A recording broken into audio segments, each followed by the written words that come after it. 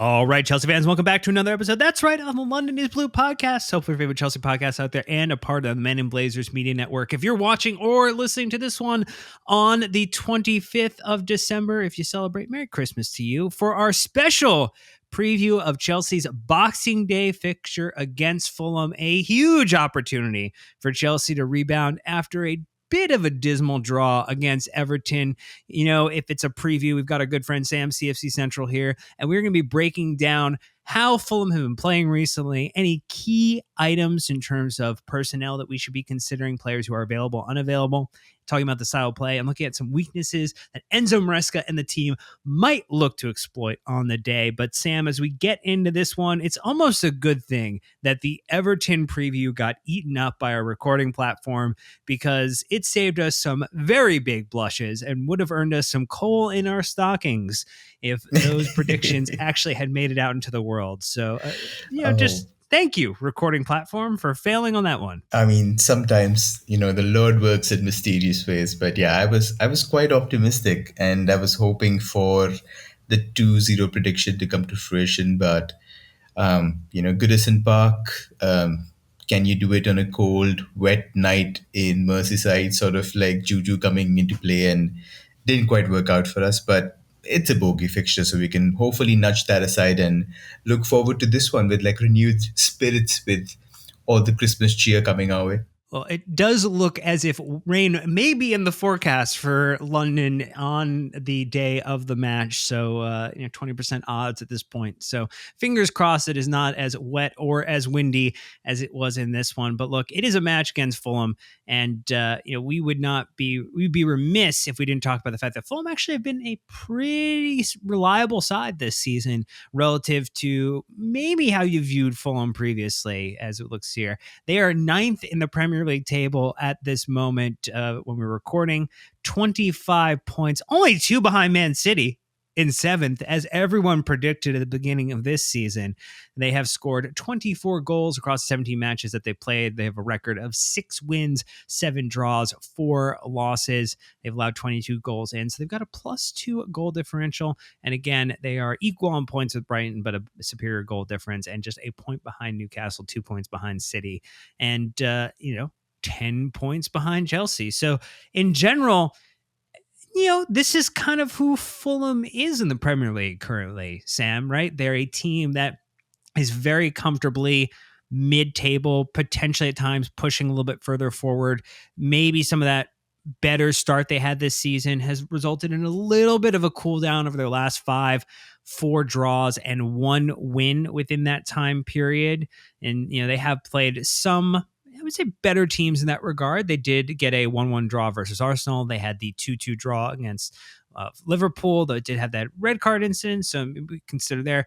They also drew against Southampton, though. So they have had some wonky results. So I guess everything's on the table, but it does feel as if they can go toe-to-toe and raise their level appropriately with the competition in front of them. Yeah, absolutely. And if you look at the job that Marco Silva's done, it's quite fantastic. I think with the budget that they have, with the spending room, the wages, even losing key players like Mitrovic, they also lost Palinia to Bayern Munich. To be able to turn that around in the way that they have is very admirable. So, and he's not just like, staying afloat, he's also improving the side. We know that in past seasons, Fulham were probably like a very good side in transitions. You have these really quick players and strong ball carriers that can hurt you on the break. But now they're sort of trying to play out from the back. They have these lovely combinations out wide. They're also trying to put together these great passes through the center. So it is a side that's becoming increasingly dangerous. And I think everybody on the LIPP group chat agrees that this is arguably our toughest fixture in this December fixture run, stretching into maybe like early Jan. So it is going to be definitely one crucial game, which we hopefully can navigate. It's definitely a banana skin. And our record in banana skins has been good this season. So I'm keeping my fingers crossed. Well, when we take a look at just, again, some of the players who are not available for us, I mean, there's going to be the consideration of Benoit Badiashile, Wes Fofana, Reece James, so key individuals in the defense not available for this one. We know that Mikhailo Mudryk and his situation unavailable for this fixture as well. Unclear, but very unlikely at time of recording that Romeo Lavia would be available for this fixture, but who knows? There could be a Christmas Day or Boxing Day miracle. And there is the return of Marco Correa, thank goodness, so that we don't have to have the Malo Gusto trying to deputize as a inverted left back in this system. On the flip side, there are a couple in maybe Reece Nelson, Tete, and Harrison Reed who are likely to be out for this fixture. Sander Berge, who at one point was, I think, interesting potential midfield consideration for Chelsea or other teams in the Premier League, ends up being a doubtful one along with Emile Smith-Rowe. Any of those in terms of pluses or minuses for us from a beneficiary standpoint if they are unavailable on the Fulham side? Yeah, two of them are, I would say, big misses if they are absent on the day. Kenny Tete is a regular starter for them, a first choice fullback, so he's going to be a big miss on the right hand side. And he's been playing really well. He's very, very good 1v1, able to gallop forward and offer a lot of attacking thrust as Fulham's fullbacks often do. So he's most probably definitely out. Like between those 2 points, I would say like 75% he's out. The injury looked pretty bad against Newcastle, so against Liverpool. So I expect him to be out for this one. And Sander Berge is also somebody who started in midfield for them. He's arguably like one of the players who's been brought in as the Palhinha replacement. So he's first choice in that double pivot role. So if he's absent, then that midfield arguably looks a little more lightweight than it usually is. He's very strong in the middle of the park, good ball winner. So a big miss in defense and in midfield, which are exactly the places you want Fulham to be hit if you're facing them. And, as we shift to maybe how they've been playing recently or what type of considerations or strengths that we should be aware of. I mean, this is a team that Marco Silva's had an interesting career, I think, as a manager and within the Premier League in particular. But I think he's really found a home in Fulham and with this side in the way that he's been able to produce results, to go toe to toe with some of these bigger teams, traditional or perennial top six teams within the Premier League, where he is absolutely pushing this team forward, and they feel very well organized, and I think they feel like they're a very fit team too. Like there's not going to be maybe people who are dragging, other than maybe if they had a too much of a fun time on Christmas Eve and Christmas Day. It feels as if this is going to be a very athletic game between two sides that are generally, I'd say like actually more similar than dissimilar. If maybe you agree or disagree. Yeah, Dan, I think it's definitely like athleticism will play a big part. We know that Marco Silva likes his teams to run both ways. Like we mentioned, the fullbacks are very, very good. In general, the entire side sort of works extremely hard. And if you look at their attacking structure, the defensive structure, very tactically disciplined. So even out of possession, for example, one of the best attackers, one of the best progressors in Iwobi will actually slot into a right wing back position to make it a 5-4-1. So it's just going to be very difficult to break them down in those positions.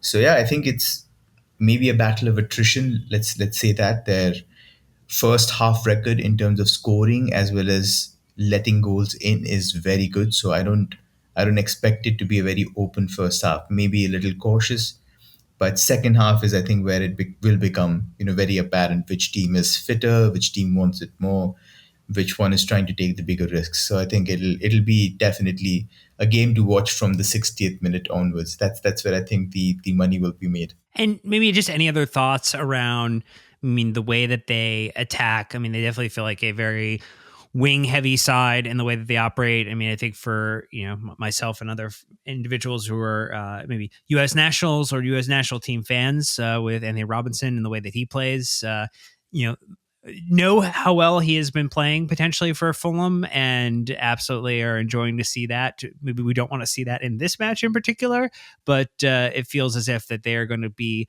dangerous. So there should be some interesting decisions from Maresca and how he's going to set up to neutralize that threat. Yeah, you guys call him Jedi, don't you? He's been... That is true. He's been very... Yeah, he's not a Padawan anymore. He's progressing into being a master. He is. And it says everything about him that Liverpool were very keen on having him as a Robertson replacement. So again, that's a big testament to his talent. But that's where Fulham's biggest threat comes from. Like, it's the flanks. They are the league's most prolific crossers. 40% of their attack emanates from the left hand side, which is one of the highest in the league. So that left hand side, specifically with him, it's going to be very, very dangerous. He coincidentally also supplied both the assists for Fulham's two goals against Liverpool. So he's quite, having a really, really good season, not just from a defensive standpoint, but from an attacking one too. So that's where the issue is going to be. Like, not just him, but the left hand side has, Alex Iwobi has him. Sometimes it'll be Emil Smith Rowe who'll also like join the left hand side, and they'll try to make those runs, those underlaps. On the right hand side, Tete was very good, but now instead of him, you've got Castagne who's there on the right hand side. Pereira, sometimes if he plays at number 10, will be there. All these guys have the freedom to rotate freely. So you'll see Iwobi sometimes on one side and then the fullback underlapping. Sometimes you'll see Iwobi in the half spaces and you'll see the fullback overlapping. So it's very fluid. I think Silva gives them the freedom to do those things. And you definitely have to be very, very alert to some very dangerous crosses and cutbacks. And if I had to make a prediction, that I will say that there are at least like maybe two, three chances that are created by Robinson from the left hand side with a cross or a cutback, and probably even one big chance coming from like a wide cross. So you have to be very, very careful. So that's where I'd probably want double protection. Both your wingers need to be extremely hardworking. We probably like. I think it would also be nice to have somebody like a Joao Felix on the left hand side, specifically Ooh. because of how the matchup's going to be against Timothy Castagne. But the consideration is that you also want your winger to work very hard going the other way. And that's what might play against him in this game, or even in Kunku for that matter. And then maybe just anything else from the way that they're going to set up or the attack. I mean, I think Jimenez ends up being the prime focal target for this team when they go on the attack. And, I mean, we know him from his time at Fulham, but also his time at Wolves. And, obviously we know a little bit more about Wolves from our time with Pedro Neto as well. So, I mean, that would be, I guess the guy to watch in terms of the attack. Yeah, it's, I think, going to be quite an interesting one. They rely a lot on him to run the forward line, and unfortunately for us, he's definitely found his scoring boots after that horrific injury that kept him out for the longest time. So when they do retreat to a 5-4-1, you obviously want a target man to be able to knock down second balls, to get the runners into play, somebody like a Pereira or a Smith Rowe running into those gaps in between. And I think that's where he's definitely the best. Muniz isn't bad at all. He actually was somebody who created I think the second opening, he was involved in it. So both centre forwards quite good. But Jimenez offers just that extra bit of physicality, and specifically when we're missing like somebody like a West Fofana, then that right centre back slot becomes quite interesting. And just to sort of add a little bit of spice into the mix, Dan, most of Fulham's out balls, like the most of the times they try to hit, it's the left side of the pitch. Every time they try to exit pressure, Leno goes to to either the fullback, or he goes to Iwobi on the left hand side.